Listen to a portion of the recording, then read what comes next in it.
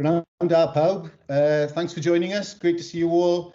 Delighted to hand over to Kaylee Oliver from Pontypridd High School, who's going to talk us through a session entitled Supporting Vulnerable ALN Learners Through Remote Learning. Diolch. Kaylee, over to you.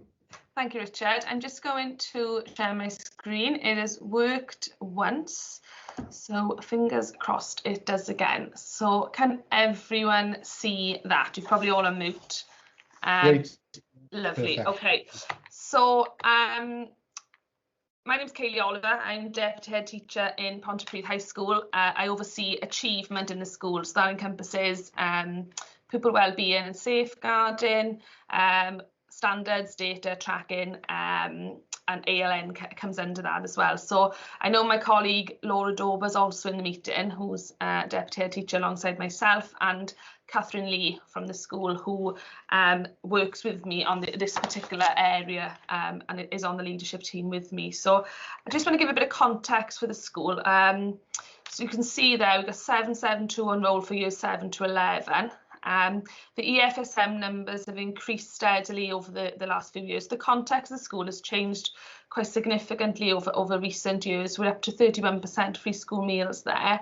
ALN 28%, quite a few statemented throughout that as well, and a low EAL as we go through. But it is important to say that as I talk through, so I'm going to give a bit of context of where I've been working at when I talk about an alternative curriculum, and that's been something we've worked on for many years before COVID and how we adapted that into the periods of school closure. But a lot of work has gone into the context of the school changing as we go through.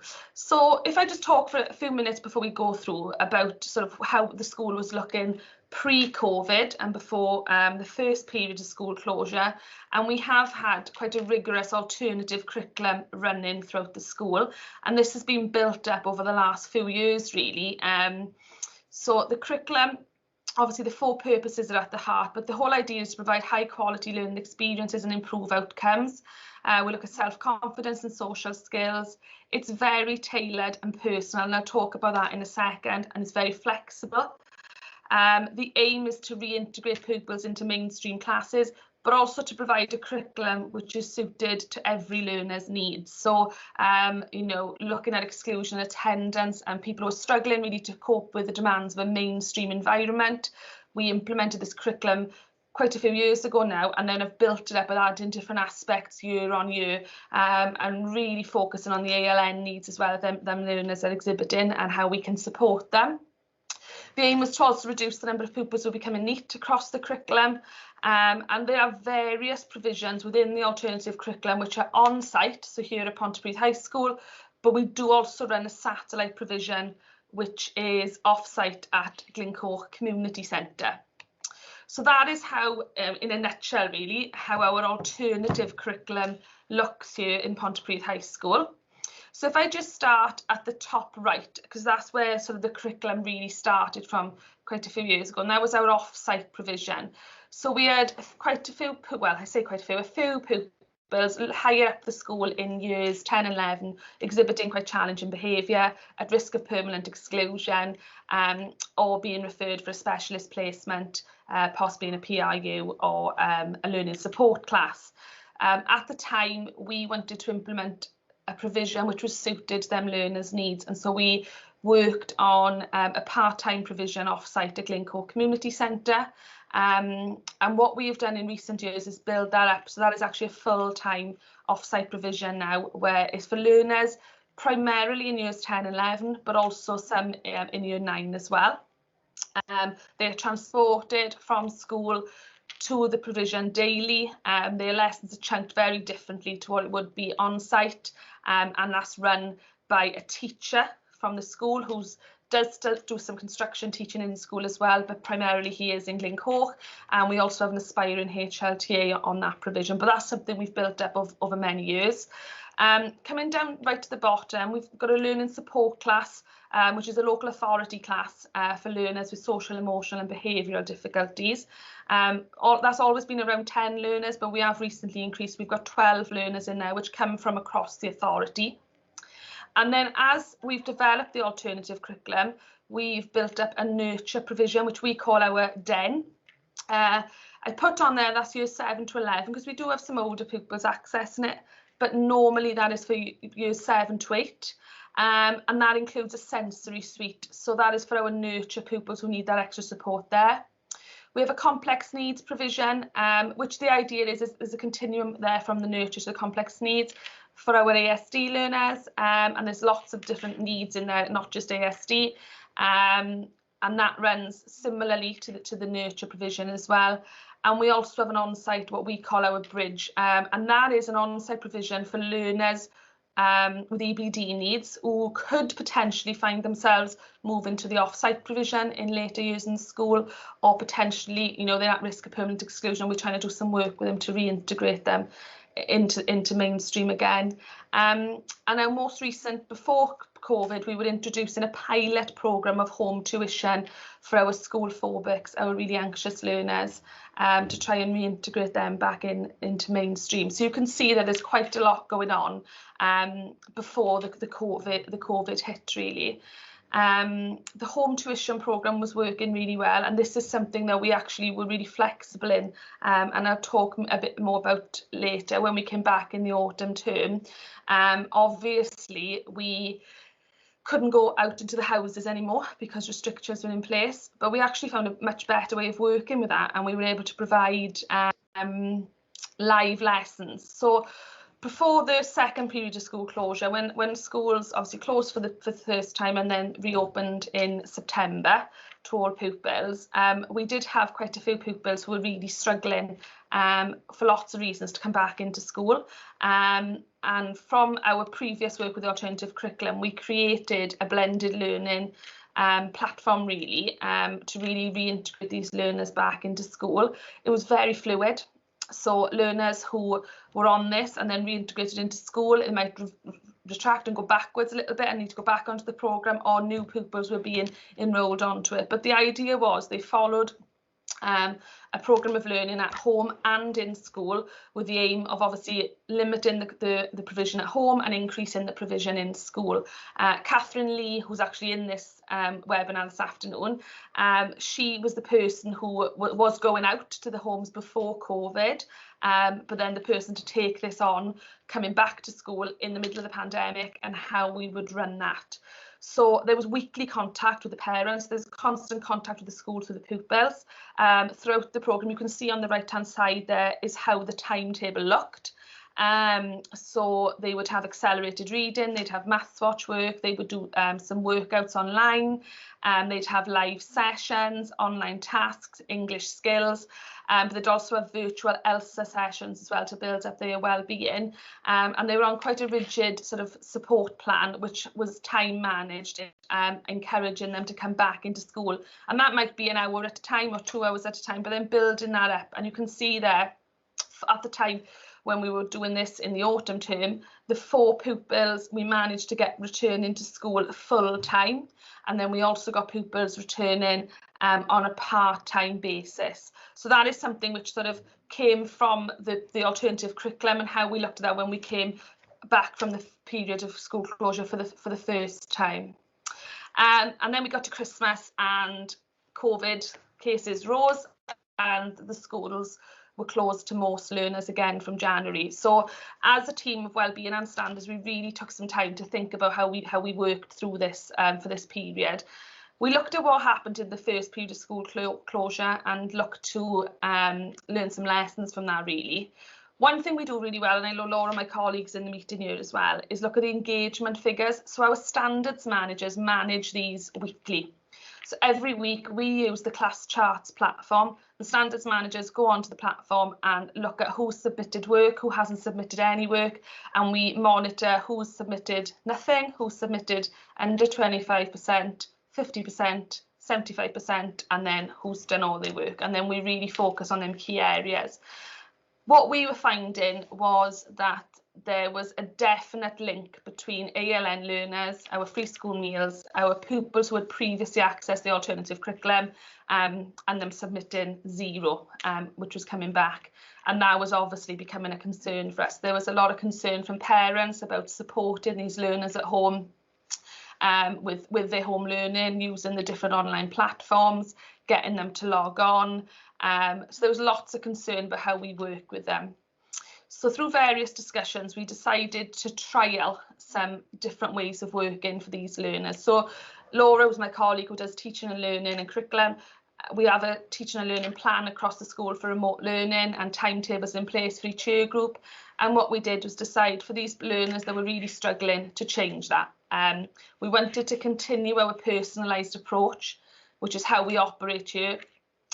Pre-COVID, so we wanted to bring that in to our remote learning, and we wanted it to be flexible. And I will say, you know, as I talk through this now, this was adapted week on week, and it's still being adapted daily. You know, different pupils who are struggling might come onto it, and there's other pupils who might, the timetables are tweaked week on week.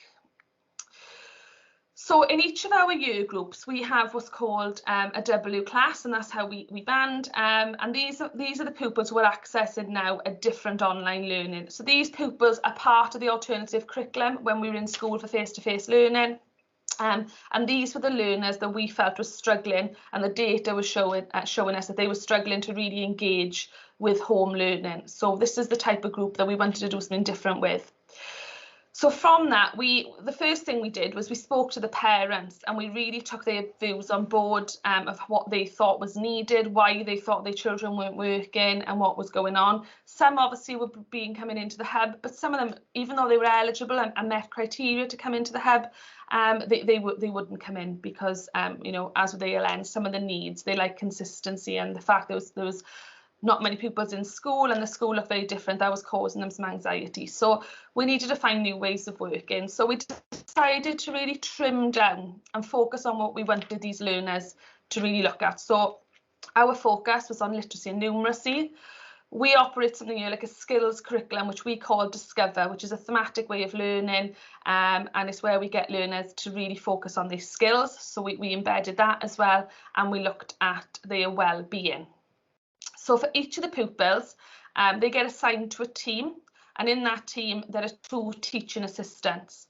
And them teaching assistants deliver the sessions to the learners. It's the same 2 teaching assistants for each of these sessions. So there is continuity throughout the programme. And Kath, who's in this webinar now, what Kath tried to do was make sure that the teaching assistants that we assigned virtually were the ones that them learners were familiar with working with when we were face-to-face learning, or they were their key worker, if you like, when we were running the alternative curriculum. So there was some continuity, there were relationships already built up, so that we felt that would, you know, improve the learners' engagement there. So 4 days a week, the pupils take part in 2 live sessions with the 2 TAs, and these are based on literacy and numeracy. And 1 day a week, we get the pupils to work independently. And obviously then when the next session with the TA comes in, they're able to check on that work independently, because that support system is there all the time. And that's how we've sort of run it. So the 2 live sessions are done via the Microsoft Teams platform. They're done at the same time each day, so 1 in the morning, 1 in the afternoon. 1 focuses on literacy, 1 on numeracy. The sessions are prepared by the teaching staff. So there's a very, very close link between the TA and the member of staff setting the work, and then that is how they're delivered. What we found was it was very consistent, it was very clear and simple. And the learners really welcomed this, so they knew exactly what was coming every day and each day, who was going to be on the screen, whether that was staff or pupils, and they felt much more comfortable in that way. The links, as I'd already said, were already there between the teaching assistants and the learners. These were people that they were already familiar with, they were in the lessons with them pre-COVID, which helped. In addition to that timetable, we also offered remote ELSA sessions. So if there were pupils who had expressed that they were struggling, or that we felt they were struggling, or through conversations with parents, we felt they were struggling, the remote ELSA sessions through our trained ELSA practitioners were able to be run remotely, and that really works well as well. And one area which we really focused on, especially with this learners, is our literacy. As a school, we've done a lot of work on reading ages, and we use the accelerated reader programme here. and put on their reading for understanding is our area that we really focus on.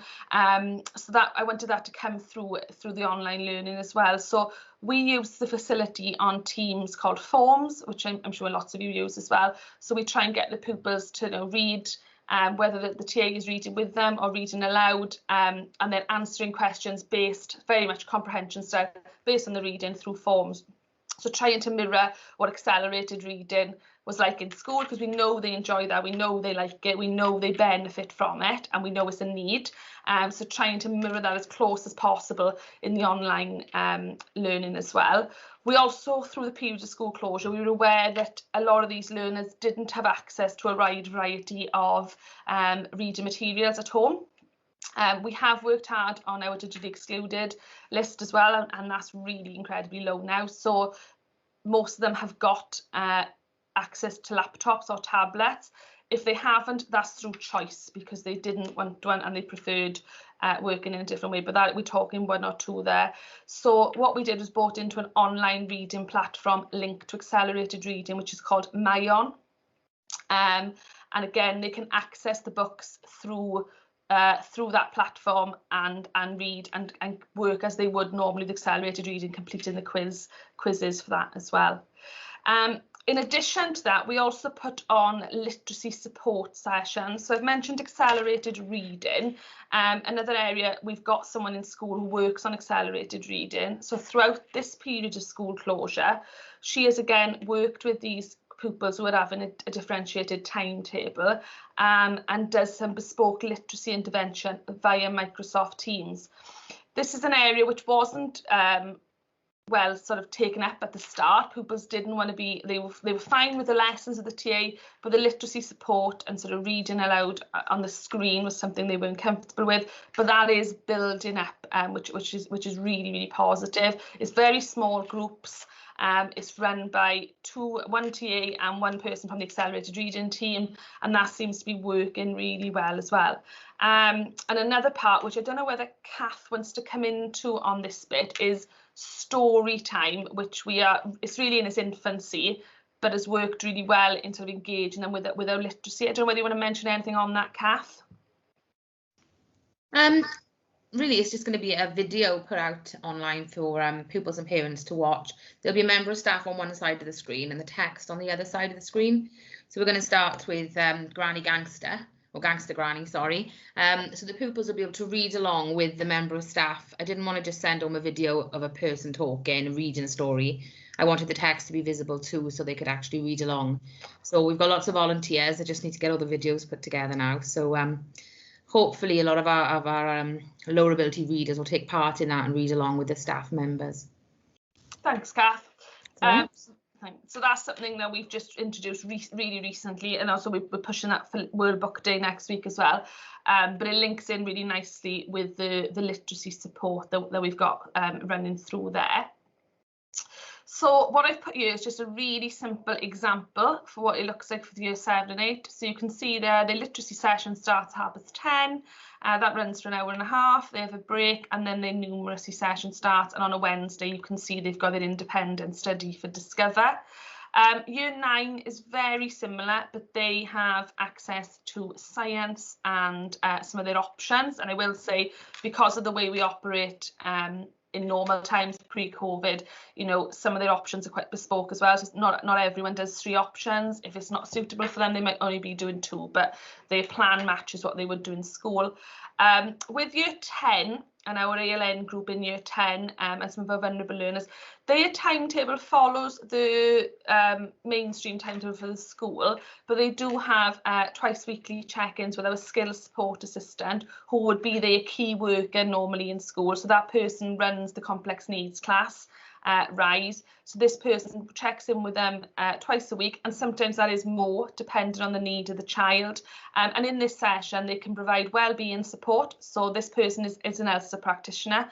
so there can be some ELSA theme running through, but they also do go through some of the work with that person as well, and what we have found through that builds their confidence. So maybe before they've submitted a piece of work, or if they're having trouble doing something, they know that they've got them sessions booked in, and that they can use that to talk through different things, and that's worked really well, actually, moving that forward.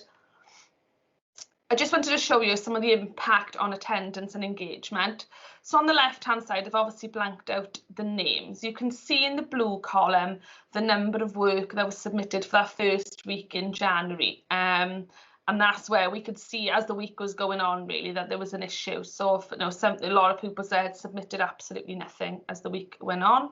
And then you can see there, when we implemented this way of working, the difference, so the top person there submitted 0 in the first week, and then attended 7 sessions and 8 sessions the week after. So that there was a definite improvement in the number of sessions attended and the amount of work that was being submitted.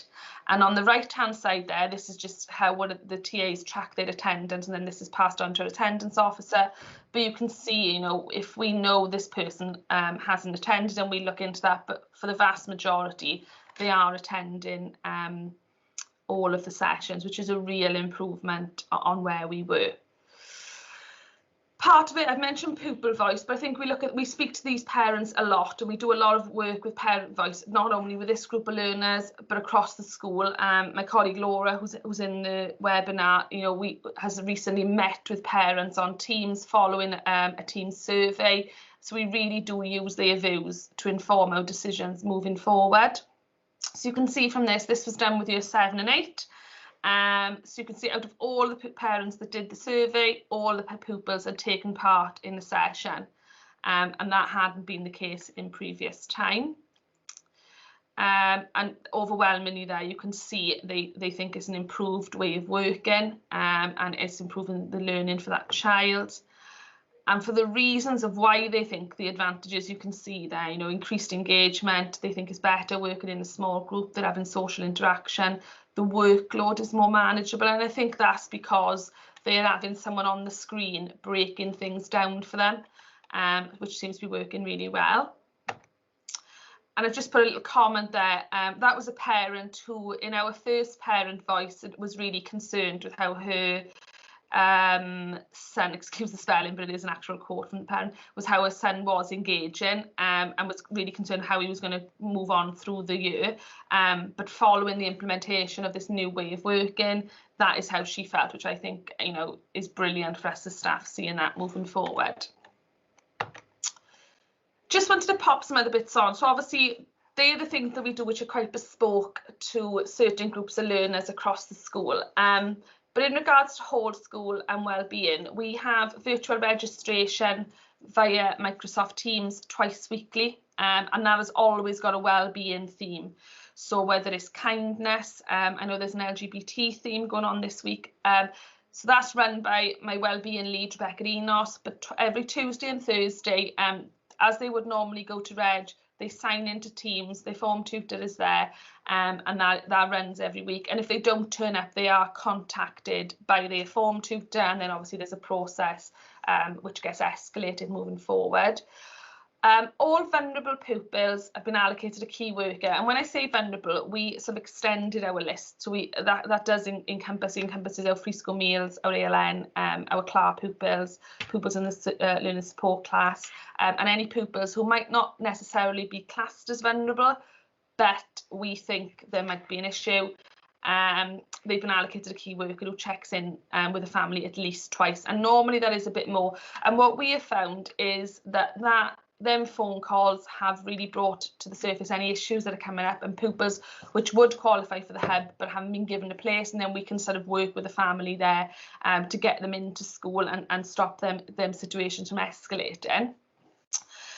If we've had pupils who qualify for the hub but don't want to come in, which that's up to them, but they've been really struggling with home learning and being part of the sort of programme, even though they're on the new programme there, staff have done doorstop visits, and normally this has been in the older year groups, but The standards manager's been out, obviously at a safe distance, and just done some support with them, giving them technical support on laptops, delivering work, helping the parents. So some of the parents are finding it really hard to get the pupils online because they don't actually know what to do themselves. We do have a YouTube channel, which has been really, really useful actually moving forward. So that's been really beneficial for their parents as well. There's a weekly wellbeing meeting which we discuss any concerns, including CP concerns which might have arisen.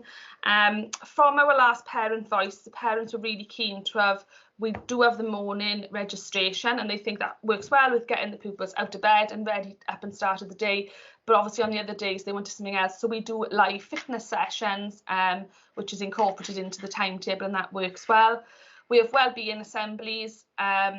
We do a themed week. So next week is working with the Welsh department, and obviously we've got World Book Day, and we have a well-populated section on the school website giving learners sort of strategies, tips of how they can improve their well-being and different things that they can be doing. So I'm aware I have said a lot in that, and I've got colleagues in the meeting. I've got Kath and Laura, who, you know, everything that we all do always links in. So I don't know whether you guys want to mention anything that I've said before we open up to questions. Kath, I don't know whether you want to come in with anything really, because you run this with me.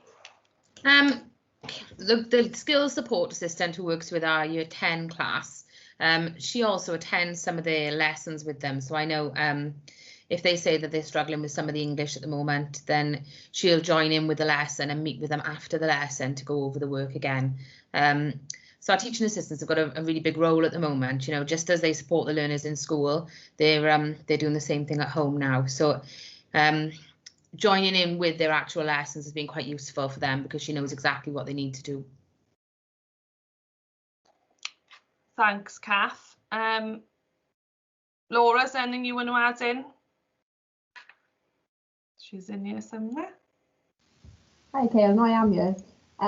No. To be honest, I think you've covered everything really. So nothing more. Oh, lovely. Thanks. Unless there's questions. Yeah, I don't know if there's anyone open up to questions. Has anyone got any questions, any thoughts on anything? Well, that was a hugely comprehensive summary. Thank you, Kaylee. Thanks everybody for the contributions.